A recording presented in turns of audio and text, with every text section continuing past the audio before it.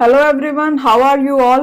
सो ਅੱਜ ਇਸ ਵੀਡੀਓ ਦੇ ਵਿੱਚ ਆਪਾਂ ਡਿਸਕਸ ਕਰਾਂਗੇ ਅਕਤੂਬਰ 2021 ਦੇ ਇੰਪੋਰਟੈਂਟ ਐਮਸੀਕਿਊਜ਼ ਕਰੰਟ ਅਫੇਅਰ ਦੇ ਰਿਗਾਰਡਿੰਗ। ਸੋ ਸਭ ਤੋਂ ਪਹਿਲਾ ਕੁਐਸਚਨ ਹੈ, ਸਵੱਛ ਭਾਰਤ ਮਿਸ਼ਨ ਅਰਬਨ 2.0 ਦਾ ਏਮ ਹੈ ਕਿ ਸਿਟੀਜ਼ ਨੂੰ ਗਾਰਬੇਜ ਫ੍ਰੀ ਬਣਾਉਣਾ ਹੈ। Atal mission for rejuvenation and urban transformation that is AMRUT 2.0 ਦਾ ਏਮ ਕੀ ਹੈ, ਸਿਟੀਜ਼ ਨੂੰ ਵਾਟਰ ਸਿਕਿਉਰ ਬਣਾਉਣਾ ਹੈ। ਸੋ ਪੁੱਛਿਆ ਇਹਨਾਂ ਵਿੱਚੋਂ ਕਿਹੜੀ ਸਟੇਟਮੈਂਟ ਕਰੈਕਟ ਨਹੀਂ ਹੈ। ਪਹਿਲਾਂ ਦੇਖਦੇ ਹਾਂ। देखो जो मेन एम है स्वच्छ भारत मिशन अर्बन का वो की है कि सिटीज नू गारबेज फ्री बनाना है। तो जो सैकेंड फेज है अटल मिशन का for rejuvenation and urban transformation ओदा एम की है कि सिटीज नू वाटर सिक्योर बनाना है। ठीक है, जो अपने को SBMU 2.0 है दैट इज स्वच्छ भारत मिशन अर्बन 2.0 है वो की कहता है कि सारिया सिटीज है जी गारबेज फ्री होन ते ग्रे ते ब्लैक वाटर मैनेजमेंट आवे वो सारी सिटीज दे विच। तो बाकी होर इस की क्या होया है कि जिहड़े अर्बन लोकल बॉडीज ने उन्हां नूं ओपन डेफिकेशन फ्री प्लस बनाना है। ते ओ अर्बन लोकल बॉडीज जिन्हां दी पॉपुलेशन घट है 1 लाख तो, ठीक है, उन्हां नूं ODF प्लस प्लस बनाना है। ठीक है, तो इहदे नाल अपने कोल की आऊगा सेफ सैनीटेशन अर्बन एरियाज दे विच भी ये चीज़ आपां अचीव कर सकते हैं। मतलब एक तो सिटी गारबेज फ्री बन जूगी, नाल उत्थे सैनीटेशन का भी प्रबंध हो जाऊगा। ठीक है, जो मिशन है फोकस करता है सोर्स सैग्रीगेशन ते सॉलिड वेस्ट दे यूटिलाइजेशन ते 3 R's दे केड़े-केड़े रिड्यूस रीयूज रिसाइकल। ये आप एनवायरनमेंट दे विच काफी पढ़ते हैं इहदे बारे। Scientific processing of all types of municipal solid waste and remediation of legacy dump sites for effective solid waste management. यानी कि है कि जिन्ना भी वेस्ट अपने को इकट्ठा होंदा है, सॉलिड है लिक्विड है, ऐसे प्रोविजन बनाने कि उन्होंने भी प्रॉपर मैनेजमेंट होवे। ठीक है, उन्होंने भी प्रॉपर डिस्पोज ऑफ किया जाए। ओके, सो अगे अमृत 2.0 मिशन है जेड़ा वो एक मेजर स्टैप है सिटीज नू सैल्फ रिलायंट बनाउण दा ते नाल उत्थे वाटर सिक्योरिटी प्रोवाइड करन दा। इस मिशन दे विच जेड़ी ड्रिंकिंग वाटर सर्विस है उन्हां नू कंडक्ट किया जांदा है ताकि वाटर दी सर्विस है जेड़ी वो लोकां तक होवे, मतलब लोकां कोल पीण दा पानी उत्थे पहुंचे। ठीक है, वाटर सिक्योरिटी होवे हर तरीके दे नाल। उस तो बाद अमृत 2.0 दा एम है प्रोवाइड करना 100% कवरेज वाटर सप्लाई दी सारे हाउस होल्ड्स नू। किन्ने अर्बन लोकल बॉडीज दे विच 4700। ठीक है, ते उन्हां नू 2.68 crore tap water connections provide करना।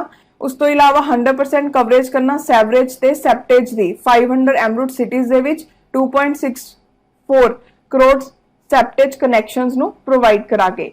ठीक है, ते इहदे नाल 10.5 करोड़ लोकां दा भला होगा जिहड़े अर्बन एरियाज दे विच रह रहे ने। ठीक है, तो ये अडॉप्ट किए जाते प्रिंसीपल सर्कुलर इकोनॉमी दे ते प्रमोट किया जाता कंजरवेशन ते रेजुविनेशन सर्विस ते ग्राउंड वाटर बॉडीज का। ओके, सो ये कुछ बेसिक डिटेल्स है अमृत 2.0 के बारे। ठीक है, सो ये पॉइंट्स याद रखियो, फिगर्स याद रखने की जरूरत नहीं है, बस पॉइंट्स याद रखियो। सो देखते हैं भी केड़ी स्टेटमेंट ये बारे करेक्ट नहीं है। पहला, स्वच्छ भारत मिशन अर्बन 2.0 का एम है सिटीज नू गारबेज फ्री बनाना, ये ठीक है। Atal mission for rejuvenation and urban transformation का एम की है वाटर सिक्योर बनाना सिटीज नू, ये भी ठीक है। ठीक है, सो पूछा है भी केड़ी स्टेटमेंट गलत है, दोनों ठीक है। सो आंसर अपने को किया होगा option number D. So next question है कि जी एक्सरसाइज अजय वॉरियर है, ठीक है, वो रिसेंटली केड़ी कंट्रीज दे विच हुई।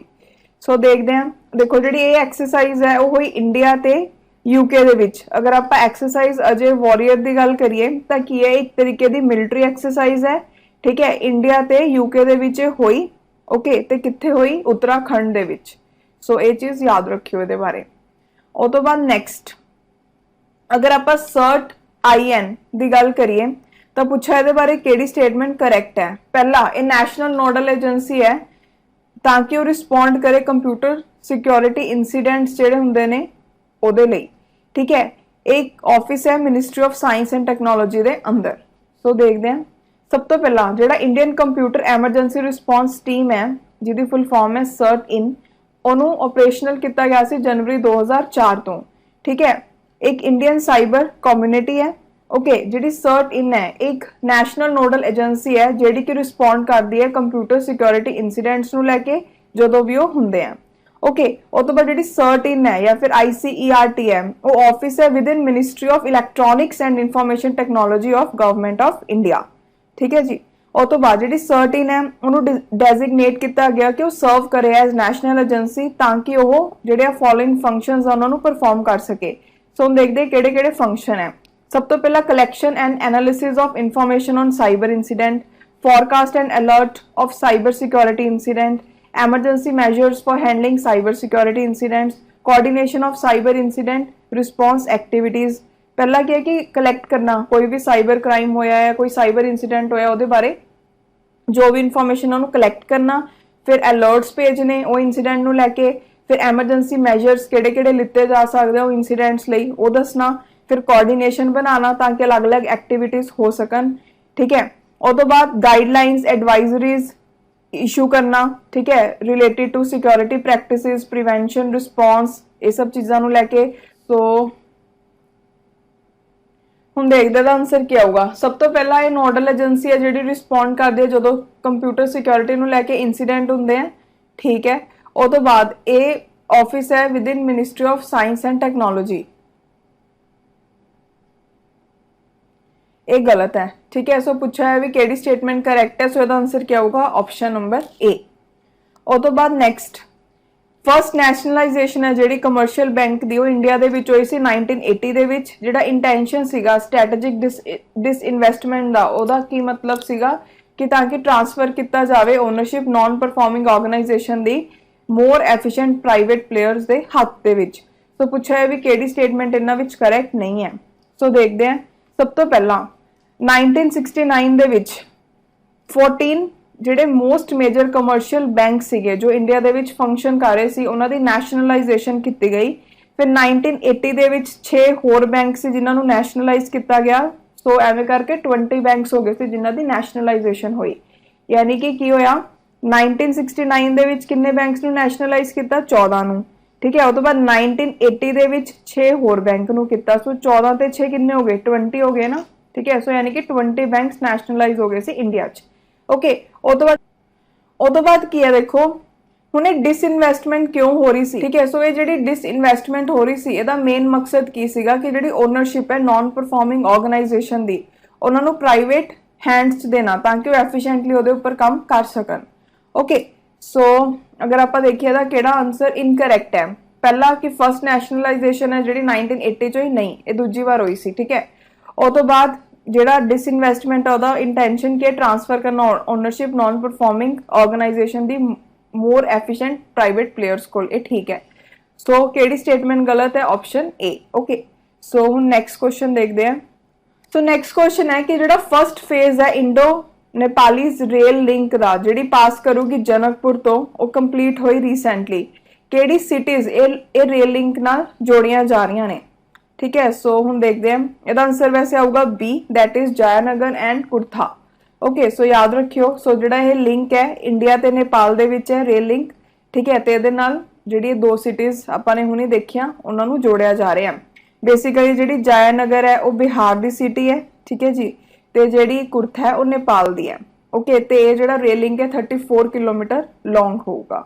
ਸੋ ਤੋਂ ਬਾਅਦ ਇੱਕ ਹੋਰ ਫੈਕਟ ਹੈ ਕਿ ਜਿਹੜੀ ਬਿਹਾਰ ਦੀ ਜयनगर ਹੈ ਤੇ ਨੇਪਾਲ ਦੀ ਕੁਰਥਾ ਹੈ ਉਹਨਾਂ ਦੋਨਾਂ ਦੇ ਵਿੱਚ ਇੱਕ ਸਿਟੀ ਜਿਹਦਾ ਨਾਮ ਹੈ ਜਨਕਪੁਰ ਧਾਮ, ਇੱਕ ਹਿੰਦੂ ਪਿਲਗ੍ਰਿਮੇਜ ਸਾਈਟ ਹੈ। ਠੀਕ ਹੈ, ਉਹ ਲਾਈ ਕਰਦੀ ਹੈ। ਸੋ ਇਹਦਾ ਆਨਸਰ ਤੁਹਾਨੂੰ ਮੈਂ ਦੱਸਤਾ। ਸੋ ਨੈਕਸਟ ਕੁਐਸਚਨ ਦੇਖ। ਸੋ ਨੈਕਸਟ ਕੀ ਹੈ ਕਿ ਰੀਸੈਂਟਲੀ ਜਿਹੜਾ ਲੂਸੀ ਮਿਸ਼ਨ ਸੀ ਉਹ ਨਿਊਜ਼ 'ਚ ਦਿਖਿਆ। ਸੋ ਇਹਦਾ ਆਬਜੈਕਟਿਵ ਕੀ ਸੀਗਾ, ਇਹਦਾ ਆਨਸਰ ਆਊਗਾ ਆਪਸ਼ਨ ਨੰਬਰ ਬੀ ਕਿ ਇਹ ਸਟੱਡੀ ਕਰੂਗਾ ਟ੍ਰੋਜਨ ਐਸਟਰੋਇਡਸ ਨੂੰ। ਕਿਹਦੇ ਐਸਟਰੋਇਡ ਨੂੰ, ਬੇਸਿਕਲੀ ਜੁਪੀਟਰ ਦੇ। ਠੀਕ ਹੈ, ਸੋ ਜਿਹੜਾ ਨਾਸਾ ਹੈ ਉਹਨੇ ਲਾਂਚ ਕੀਤਾ ਸੀ ਆਪਣਾ ਫਸਟ ਸਪੇਸਕ੍ਰਾਫਟ ਲੂਸੀ ਤਾਂ ਕਿ ਸਟੱਡੀ ਕਰ ਸਕੇ ਜੁਪੀਟਰ ਦੇ ਟ੍ਰੋਜਨ ਐਸਟਰੋਇਡਸ ਨੂੰ। ਠੀਕ ਹੈ, ਜਿਹੜਾ ਇਹ ਲੂਸੀ ਨਾਮ ਹੈ ਉਹ ਇੱਕ 3.2 ਮਿਲੀਅਨ ਈਅਰ 올ਡ ਐਂਸੈਸਟਰ ਫॉसिल ਦੇ ਨਾਮ ਤੋਂ ਬਾਅਦ ਇਹਦਾ ਜਿਹੜਾ ਨਾਮ ਹੈ ਰੱਖਿਆ ਗਿਆ। ਨੈਕਸਟ ਕੁਐਸਚਨ ਹੈ related to plastic waste management amendment rule 2021। ਐਸੇ ਵੀ ਕੁਐਸਚਨਸ ਕਈ ਵਾਰ ਐਗਜ਼ਾਮ 'ਚ ਦੇਖਣ ਨੂੰ ਮਿਲਦੇ ਹਨ। ਸੋ ਪੁੱਛਿਆ ਇਹਦੇ ਬਾਰੇ ਕਿਹੜੀ ਚੀਜ਼ ਕਰੈਕਟ ਹੈ। ਪਹਿਲਾ, ਇਹ ਰੋਕਦਾ ਹੈ ਸਿੰਗਲ ਯੂਜ਼ ਪਲਾਸਟਿਕ ਆਈਟਮਸ ਦਾ ਯੂਜ਼। ਠੀਕ ਹੈ, ਐਸੇ ਪਲਾਸਟਿਕ ਜਿਹਦੀ ਕਿ ਯੂਟਿਲਿਟੀ ਤਾਂ ਘੱਟ ਹੈ ਬਟ ਉਹਨਾਂ ਨਾਲ ਬਹੁਤ ਜ਼ਿਆਦਾ ਕੂੜਾ ਫੈਲਦਾ ਹੈ। ਠੀਕ ਹੈ, ਤੇ ਇਹ ਚੀਜ਼ ਕਦੋਂ ਤੱਕ ਕਰਨੀ ਹੈ, 2024 ਤੱਕ। ਹੁਣ ਇਹ ਚੀਜ਼ ਨੂੰ ਰੋਕਣ ਦੇ ਲਈ ਕਿ ਜ਼ਿਆਦਾ ਕੂੜਾ ਨਾ ਫੈਲੇ, ਜਿਹੜੀ ਥਿਕਨੈਸ ਹੈ ਪਲਾਸਟਿਕ ਕੈਰੀ ਬੈਗਸ ਦੀ ਉਹਨਾਂ ਨੂੰ 75 ਮਾਈਕਰੋਨਸ ਤੋਂ ਘਟਾਇਆ ਗਿਆ ਹੈ 50 ਮਾਈਕਰੋਨਸ ਤੱਕ, ਯਾਨੀ ਕਿ 25 ਮਾਈਕਰੋਨਸ ਨਾਲ ਘਟਾਇਆ ਗਿਆ। ਸੋ ਦੇਖਦੇ ਕਿਹੜੀ ਸਟੇਟਮੈਂਟ ਇਹਦੇ ਬਾਰੇ ਕਰੈਕਟ ਹੈ। ਸੋ ਅਗੇ ministry of environment forest climate change ਨੇ ਪਲਾਸਟਿਕ ਵੇਸਟ ਮੈਨੇਜਮੈਂਟ ਅਮੈਂਡਮੈਂਟ ਟੂਲ 2021 ਹੈ ਜਿਹੜੇ ਉਹਨਾਂ ਨੂੰ ਨੋਟੀਫਾਈ ਕੀਤਾ ਤੇ ਇਹਦੇ ਵਿੱਚ ਰੋਕ ਲਗਾਈ ਗਈ ਸਿੰਗਲ ਯੂਜ਼ ਪਲਾਸਟਿਕ ਆਈਟਮਸ ਤੇ ਜਿਨ੍ਹਾਂ ਦੀ ਯੂਟਿਲਿਟੀ ਘੱਟ ਹੈ ਬਟ ਉਹ ਬਹੁਤ ਜ਼ਿਆਦਾ ਕੂੜਾ ਫੈਲਾਉਂਦੇ ਆ ਤੇ ਇਹ ਚੀਜ਼ ਕਰਨੀ ਹੈ ਬਾਈ 2022। ਠੀਕ ਹੈ, manufacture import stocking distribution sale use of ਜਿਹੜੇ ਸਿੰਗਲ ਪਲਾਸਟਿਕ ਆਈਟਮਸ ਨੇ, ਠੀਕ ਹੈ, ਇਹਦੇ ਵਿੱਚ ਪੋਲੀਸਟਰੀਨ ਐਕਸਪੈਂਡਡ ਪੋਲੀਸਟਰੀਨ ਤੇ ਕਮੋਡਿਟੀਜ਼ ਆਉਂਦੀ ਹੈ ਕਿ ਇਹਨਾਂ ਦੇ ਉੱਪਰ ਰੋਕ ਲਗਾਈ ਜਾਵੇ 1 ਜੁਲਾਈ 2022 ਤੋਂ। ਹੁਣ ਦੇਖਦੇ ਇਹਦੇ ਵਿੱਚ ਕਿਹੜੀ ਕਿਹੜੀ ਆਈਟਮਸ ਆਉਂਦੀਆਂ, ਜਿਵੇਂ ਈਅਰਬਡਸ ਹੋ ਗਏ, ਈਅਰਬਡ ਤੁਸੀਂ ਦੇਖੇ ਹੋਣਗੇ ਉਹਦੇ ਵਿੱਚ ਪਲਾਸਟਿਕ ਦੀ ਐਵੇਂ ਲਾਈਨ ਜੀ ਹੁੰਦੀ ਹੈ, ਠੀਕ ਹੈ, ਆਸੇ ਪਾਸੇ ਕਾਟਨ ਲੱਗੀ ਹੁੰਦੀ ਹੈ, ਵਿੱਚ ਪਲਾਸਟਿਕ ਹੁੰਦਾ ਹੈ, ਉਹ ਹੋ ਗਿਆ। ਜਾਂ ਫਿਰ ਪਲਾਸਟਿਕ ਸਟਿਕਸ ਜਿਹੜੀ ਬੈਲੂਨਸ ਲਈ ਯੂਜ਼ ਕਰਦੇ ਆ, ਪਲਾਸਟਿਕ ਫਲੈਗਸ, ਕੈਂਡੀ ਸਟਿਕਸ ਜਿਵੇਂ ਲੋਲੀਪੌਪ ਹੁੰਦਾ ਹੈ ਤਾਂ ਉਹਦੇ ਵਿੱਚ ਪਲਾਸਟਿਕ ਦੀ ਸਟਿਕ ਲੱਗੀ ਹੁੰਦੀ ਹੈ ਨਾ, ਉਹ ਬੱਚੇ ਸਿੱਟ ਦਿੰਦੇ ਨੇ, ਸੋ ਨਾਲ ਕੀ ਹੁੰਦਾ ਫਾਈਨਲੀ ਕੂੜਾ ਫੈਲਦਾ ਹੈ। ਦੈਨ ਆਈਸਕ੍ਰੀਮ ਸਟਿਕਸ ਹੋ ਗਿਆ, ਪੋਲੀਸਟਰੀਨ ਥਰਮੋਕੋਲ ਡੈਕੋਰੇਸ਼ਨ ਲਈ ਯੂਜ਼ ਕੀਤਾ ਜਾਂਦਾ, ਠੀਕ ਹੈ, ਥਰਮੋਕੋਲ ਵੀ ਡੀਕੰਪੋਜ਼ ਥੋੜੀ ਹੁੰਦਾ, ਜਿੱਥੇ ਉਹ ਪਿਆ ਰਹਿ ਗਿਆ। ਉਹ ਤੋਂ ਬਾਅਦ next plates, cups, glasses, cutlery ਜਿਵੇਂ ਕਿ ਫੋਰਕ ਹੋ ਗਏ, ਸਪੂਨਸ ਹੋ ਗਏ, ਨਾਈਫ, ਸਟ੍ਰॉ, ਟਰੇ, ਇਹ ਸਭ ਜਿਹੜੀ ਪਲਾਸਟਿਕ ਦੀ ਬਣੀ ਹੁੰਦੀਆਂ ਨੇ ਉਹਨਾਂ ਦੀ ਗੱਲ ਕਰ ਰਹੇ ਆਪਾਂ। ਰੈਪਿੰਗ ਔਰ ਪੈਕੇजिंग ਫਿਲਮ ਅਰਾਊਂਡ ਸਵੀਟ ਬਾਕਸ, ਉਹਨੂੰ ਵੀ ਆਪਾਂ ਜਦੋਂ ਆਪਣੇ ਘਰ ਕੋਈ ਡੱਬਾ ਆਉਂਦਾ ਉਹਦੇ ਵਿੱਚ ਉੱਪਰ ਪਲਾਸਟਿਕ ਦੀ ਲੇਅਰ ਲੱਗੀ ਹੁੰਦੀ ਹੈ, ਠੀਕ ਹੈ, ਉਹਨੂੰ ਪੈਕ ਕੀਤਾ ਹੁੰਦਾ ਪਲਾਸਟਿਕ ਨਾਲ, ਸੋ ਆਪਾਂ ਕੀ ਕਰਦੇ ਹਾਂ ਉਹਨੂੰ ਉਤਾਰ ਕੇ ਸਿੱਟ ਦਿੰਦੇ ਆ ਨਾ, ਯਾਨੀ ਕਿ ਉਹ ਕੂੜਾ ਫੈਲਾਉਂਦਾ, ਠੀਕ ਹੈ, ਇਹ ਗੱਲ। Then invitation card, cigarette packets, plastic PVC banners less than 10 micron, so ਇਹ ਸਭ ਚੀਜ਼ਾਂ।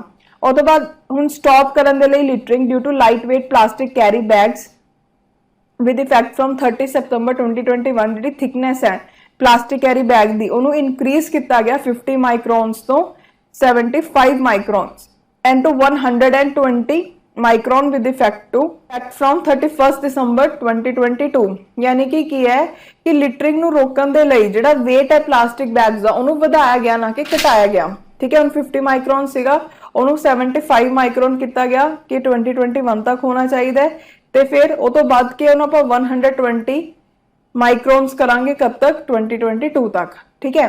ਇਹਦੇ ਨਾਲ ਜਿਹੜੇ ਪਲਾਸਟਿਕ ਕੈਰੀ ਬੈਗਸ ਉਹਨਾਂ ਦਾ ਰੀਯੂਜ਼ ਹੋ ਸਕੂਗਾ ਕਿਉਂਕਿ ਉਹਨਾਂ ਦੀ ਥਿਕਨੈਸ ਹੈ ਜਿਹੜੀ ਉਹ ਵੱਧ ਜੂਗੀ ਇਸ ਕਰਕੇ। ਓਕੇ, ਸੋ ਹੁਣ ਆਨਸਰ ਦੇਖਦੇ ਹਾਂ ਕੀ ਆਊਗਾ। ਦੇਖੋ ਪੁੱਛਿਆ ਸੀ ਵੀ ਕਿਹੜੀ ਸਟੇਟਮੈਂਟ ਕਰੈਕਟ ਹੈ। ਪਹਿਲਾ ਕਿ ਇਹ ਰੋਕਦਾ ਹੈ ਕਿ ਸਿੰਗਲ ਯੂਜ਼ ਪਲਾਸਟਿਕ ਆਈਟਮਸ ਜਿਹੜੀਆਂ ਨੇ ਜਿਨ੍ਹਾਂ ਦੀ ਲੋ ਯੂਟਿਲਿਟੀ ਹੈ ਤੇ ਜਿਹੜੇ ਕਾਫੀ ਜ਼ਿਆਦਾ ਕੂੜਾ ਫੈਲਾਉਂਦੀਆਂ ਨੇ ਉਹਨਾਂ ਨੂੰ ਰੋਕਿਆ ਜਾਵੇ ਬਾਈ 2024। ਇੱਥੇ ਈਅਰ ਗਲਤ ਦਿੱਤਾ ਹੋਇਆ, ਠੀਕ ਹੈ।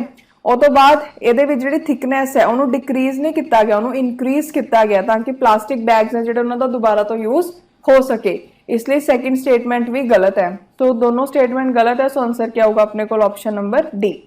ਦੈਨ ਸੋ ਨੈਕਸਟ ਕੁਐਸਚਨ ਹੈ ਵਰਲਡ ਇਕਨੋਮਿਕ ਆਊਟਲੁੱਕ ਰਿਪੋਰਟ ਨੂੰ ਕੌਣ ਪਬਲਿਸ਼ ਕਰਦਾ ਹੈ। ਬਹੁਤ ਇੰਪੋਰਟੈਂਟ ਕੁਐਸਚਨ ਹੈ, ਬਸ ਇਸ ਚ ਤੁਸੀਂ ਕੁਝ ਹੋਰ ਨਹੀਂ ਯਾਦ ਰੱਖਣਾ, ਨਾਮ ਯਾਦ ਰੱਖਣਾ ਆਰਗੇਨਾਈਜੇਸ਼ਨ ਦਾ ਵੀ ਕੌਣ ਇਹਨੂੰ ਰਿਲੀਜ਼ ਕਰਦੀ ਹੈ, ਇੰਟਰਨੈਸ਼ਨਲ ਮੋਨੇਟਰੀ ਫੰਡ ਜਿਹਨੂੰ ਆਪਾਂ ਕੀ ਬੋਲਦੇ ਹਾਂ IMF। ਓਕੇ, ਉਹ ਤੋਂ ਬਾਅਦ ਨੈਕਸਟ ਸੋ ਨੈਕਸਟ ਕੁਐਸਚਨ ਹੈ ਕਨਮਿੰਗ ਡੈਕਲੇਰੇਸ਼ਨ ਜੋ ਨਿਊਜ਼ ਚ ਸੀ ਕਿੰਨਾ ਨਾਲ ਰਿਲੇਟਡ ਹੈ। ਸੋ ਇਹਦਾ ਆਨਸਰ ਯਾਦ ਰੱਖਿਓ, ਇਹ ਰਿਲੇਟਡ ਹੈ ਬਾਇਓਡਾਇਵਰਸਿਟੀ ਕੰਜ਼ਰਵੇਸ਼ਨ ਦੇ ਨਾਲ, ਠੀਕ ਹੈ ਜੀ। ਸੋ ਬੇਸਿਕਲੀ ਜਿਹੜੀ ਕਨਮਿੰਗ ਡੈਕਲੇਰੇਸ਼ਨ ਹੈ ਉਹਨੂੰ 100 ਕੰਟਰੀਜ਼ ਨੇ ਅਡਾਪਟ ਕੀਤਾ ਸੀ, ਇਹ ਹੋਈ ਸੀ 13 ਅਕਤੂਬਰ 2021 ਦੇ ਵਿੱਚ ਚਾਈਨਾ ਦੇ ਵਿੱਚ, ਠੀਕ ਹੈ। ਇੱਕ ਔਨਗੋਇੰਗ ਮੀਟਿੰਗ ਹੋਈ ਸੀ, ਵਰਚੁਅਲ ਇਵੈਂਟ ਹੋਇਆ ਸੀ ਬੇਸਿਕਲੀ, ਉਹਦੇ ਥਰੂ ਇਹ ਚੀਜ਼ ਨੂੰ ਕੀਤਾ ਗਿਆ ਸੀ। ਇਹਦੇ ਵਿੱਚ ਜਿਹੜੀ ਵੀ ਕੰਟਰੀਜ਼ ਇਹਨੂੰ ਸਾਈਨ ਕਰ ਰਹੀਆਂ ਨੇ ਉਹਨਾਂ ਨੂੰ ਕਿਹਾ ਗਿਆ ਕਿ ਬਾਇਓਡਾਇਵਰਸਿਟੀ ਨੂੰ ਪ੍ਰੋਟੈਕਟ ਕੀਤਾ ਜਾਵੇ ਤੇ ਬਾਇਓਡਾਇਵਰਸਿਟੀ ਦੀ ਜਿਹੜੀ ਪ੍ਰੋਟੈਕਸ਼ਨ ਹੈ ਉਹਦੀ ਕੀ ਇੰਪੋਰਟੈਂਸ ਆਊਗੀ ਹਿਊਮਨ ਹੈਲਥ ਨੂੰ ਪ੍ਰੋਟੈਕਟ ਕਰਨ ਦੇ ਵਿੱਚ, ਉਹਦੇ ਬਾਰੇ ਦੱਸਿਆ ਜਾਵੇ, ਠੀਕ ਹੈ। ਸੋ ਨੈਕਸਟ ਕੁਐਸਚਨ ਦੇਖਦੇ ਹਾਂ। ਸੋ ਨੈਕਸਟ ਦੇਖੋ, ਸੋ ਨੈਕਸਟ ਕੁਐਸਚਨ ਹੈ ਕਿ ਇਹਨਾਂ ਚੋਂ ਕਿਹੜੀ ਕੈਟਾਗਰੀ ਦੀ ਵਿਮਨ ਲੀਗਲ ਤੇ ਸੇਫ ਮੈਡੀਕਲ ਟਰਮੀਨੇਸ਼ਨ ਕਰ ਸਕਦੀਆਂ ਪ੍ਰੈਗਨੈਂਸੀ ਦੀਆਂ ਟਿਲ 24th ਵੀਕ, ਠੀਕ ਹੈ। ਸਭ ਤੋਂ ਪਹਿਲਾਂ ਅਗਰ ਪ੍ਰੈਗਨੈਂਸੀ ਹੋਈ ਹੋਵੇ ਇਨਸੈਟ ਰਿਲੇਸ਼ਨ ਨਾਲ, ਸੈਕਿੰਡ ਕੋਈ ਪ੍ਰੈਗਨੈਂਟ ਡਾਈਵੋਰਸੀ ਦੀ ਸ਼ਾਦੀ ਹੋ ਜੇ, third destitute women from a severe earthquake hit area, ਠੀਕ ਹੈ, ਕੋਈ ਵਿਮਨ ਐਸੇ ਏਰੀਆ ਚ ਰਹਿੰਦੀ ਹੈ ਜਿੱਥੇ ਕਾਫੀ ਜ਼ਿਆਦਾ ਡਿਜ਼ਾਸਟਰ ਆ ਗਿਆ ਹੋਵੇ। ਓਕੇ, ਸੋ ਕਿਹੜਾ ਆਪਸ਼ਨ ਕਰੈਕਟ ਹੈ ਦੇਖਦੇ ਹਾਂ। ਦੇਖੋ ਇਹ ਕਾਫੀ ਇੰਪੋਰਟੈਂਟ ਕੁਐਸਚਨ ਹੈ ਤੇ ਬਹੁਤ ਵਾਰ ਪੇਪਰ ਚ ਪੁੱਛਿਆ ਜਾ ਚੁੱਕਿਆ ਕੁਐਸਚਨ ਅਲੱਗ-ਅਲੱਗ ਐਗਜ਼ਾਮਸ ਦੇ ਵਿੱਚ। ਸੋ ਜਿਹੜੀ ਗਵਰਨਮੈਂਟ ਹੈ ਉਹਨਾਂ ਨੇ ਨੋਟੀਫਾਈ ਕੀਤਾ new rules related to medical termination of pregnancy amendment act 2021, ਠੀਕ ਹੈ। ਇਹਦੇ ਵਿੱਚ ਜਿਹੜਾ ਜੈਸ਼ਨਲ ਲਿਮਿਟ ਹੈ ਟਰਮੀਨੇਸ਼ਨ ਦਾ ਪ੍ਰੈਗਨੈਂਸੀ ਦਾ ਉਹਨੂੰ ਇਨਕਰੀਜ਼ ਕੀਤਾ ਗਿਆ ਸੀ। ਜਨਰਲੀ ਇਹ ਕੁਐਸਚਨ ਪੁੱਛਿਆ ਜਾਂਦਾ ਹੈ ਕਿ ਹੁਣ ਕਦੋਂ ਤੱਕ ਟਰਮੀਨੇਟ ਹੋ ਸਕਦੀ ਹੈ, 20 ਤੋਂ ਪਹਿਲਾਂ 20 ਵੀਕਸ ਹੁੰਦੇ ਸੀ, ਹੁਣ 20 ਤੋਂ 24 ਵੀਕਸ ਤੱਕ ਕੀਤਾ ਗਿਆ ਤੇ ਇਹ ਚੀਜ਼ ਕੁਝ ਕੈਟਾਗਰੀ ਦੀ ਵਿਮਨ ਦੇ ਲਈ ਕੀਤੀ ਗਈ ਹੈ। ਠੀਕ ਹੈ, ਨਿਊ ਰੂਲ ਦੇ ਵਿੱਚ 7 ਕੈਟਾਗਰੀਜ਼ ਬਣਾਈਆਂ ਗਈਆਂ, ਜਿਹੜੀ ਅਗਰ ਕੋਈ ਵਿਮਨ ਉਹ 7 ਕੈਟਾਗਰੀ ਚੋਂ ਕਿਸੇ ਇੱਕ ਕੈਟਾਗਰੀ ਚ ਆਉਂਦੀ ਹੈ ਤਾਂ ਉਹ ਆਪਣੀ ਪ੍ਰੈਗਨੈਂਸੀ ਨੂੰ ਟਰਮੀਨੇਟ ਕਰ ਸਕਦੀ ਹੈ ਅਪ ਟੂ 24 ਵੀਕਸ। ਓਕੇ, ਸਭ ਤੋਂ ਪਹਿਲਾਂ ਕੀ ਹੈ, ਕੋਈ ਵਿਮਨ ਸਰਵਾਈਵਰ ਹੈ ਸੈਕਸ਼ੂਅਲ ਅਸੌਲਟ ਦੀ, ਰੇਪ ਵਗੈਰਾ ਦੀ, ਉਹ ਤੋਂ ਬਾਅਦ ਪ੍ਰੈਗਨੈਂਸੀ ਦੇ ਦੌਰਾਨ ਅਗਰ ਕਿਸੇ ਵਿਮਨ ਦਾ ਜਿਹੜਾ ਮੈਰਿਟਲ ਸਟੇਟਸ ਹੈ ਉਹ ਚੇਂਜ ਹੋ ਗਿਆ ਹੋਵੇ ਤਾਂ, ਠੀਕ ਹੈ। ਉਹ ਤੋਂ ਬਾਅਦ ਥਰਡ ਕੀ ਹੈ, ਕਿਸੇ ਵਿਮਨ ਨੂੰ ਫਿਜ਼ੀਕਲ ਡਿਸੇਬਿਲਿਟੀ ਹੈ, ਮੈਂਟਲੀ ਇਲ ਹੈ ਕੋਈ ਵਿਮਨ ਤਾਂ ਕਰਕੇ। ਉਹ ਤੋਂ ਬਾਅਦ ਫੀਟਲ ਦੀ ਮੈਲਫਾਰਮੇਸ਼ਨ ਹੋ ਗਈ ਹੋਵੇ ਤੇ ਉਹਦੇ ਕਰਕੇ ਇਹ ਡਰ ਹੋਵੇ ਕਿ ਜਿਹੜਾ ਚਾਈਲਡ ਬੌਰਨ ਹੋਊਗਾ ਉਹ ਸਫਰ ਕਰ ਸਕਦਾ ਹੈ ਕਿਸੇ ਫਿਜ਼ੀਕਲ ਤੇ ਮੈਂਟਲ ਐਬਨੋਰਮੈਲਿਟੀਜ਼ ਤੋਂ। ਉਹ ਤੋਂ ਬਾਅਦ ਨੈਕਸਟ ਕੀ ਹੈ, ਵਿਮਨ ਅਗਰ ਕੋਈ ਐਸੇ ਏਰੀਆ 'ਚ ਹੈ ਜਿੱਥੇ ਕਿ ਕੋਈ ਡਿਜ਼ਾਸਟਰ ਆ ਗਿਆ ਹੋਵੇ, ਕੋਈ ਐਮਰਜੈਂਸੀ ਸਿਚੁਏਸ਼ਨ ਆ ਗਈ ਹੋਵੇ, ਉਹ ਟਰਮੀਨੇਟ ਕਰ ਸਕਦੀਆਂ ਨੇ। ਓਕੇ, ਸੋ ਹੁਣ ਦੇਖਦੇ ਹਾਂ ਇਹਦਾ ਆਨਸਰ ਕੀ ਆਊਗਾ। ਦੇਖੋ ਫਸਟ ਵੀ ਠੀਕ ਹੈ, ਸੈਕਿੰਡ ਵੀ ਠੀਕ ਹੈ ਕਿ ਵਿਮਨ ਦਾ ਸਟੇਟਸ ਚੇਂਜ ਹੋ ਗਿਆ ਮੈਰਿਟਲ। ਉਹ ਤੋਂ ਬਾਅਦ ਥਰਡ ਕੀ ਹੈ ਕਿ ਕੋਈ ਵਿਮਨ ਅਰਥਕੁਏਕ ਹਿਟ ਏਰੀਆ 'ਚ ਰਹਿੰਦੀ ਹੈ, ਮਤਲਬ ਉੱਥੇ ਡਿਜ਼ਾਸਟਰ ਹੈ, ਸੋ ਇਹ ਵੀ ਠੀਕ ਹੈ। ਸੋ ਆਪਣੇ ਕੋਲ ਤਿੰਨੋਂ ਆਪਸ਼ਨਸ ਕਰੈਕਟ ਹੈ। ਓਕੇ, ਸੋ ਆਨਸਰ ਕੀ ਆਊਗਾ ਆਪਸ਼ਨ ਨੰਬਰ ਡੀ। ਓਕੇ, ਸੋ ਇਹਦੇ ਨਾਲ ਹੀ ਜਿਹੜਾ ਆਪਣਾ ਪਾਰਟ 1 ਹੈ ਅਕਤੂਬਰ 2021 ਦੇ ਕਰੰਟ ਅਫੇਅਰ ਦਾ ਉਹ ਖਤਮ ਹੁੰਦਾ ਹੈ। ਸੋ ਮਿਲਦੇ ਨੈਕਸਟ ਪਾਰਟ ਦੇ ਵਿੱਚ। Thank you so much.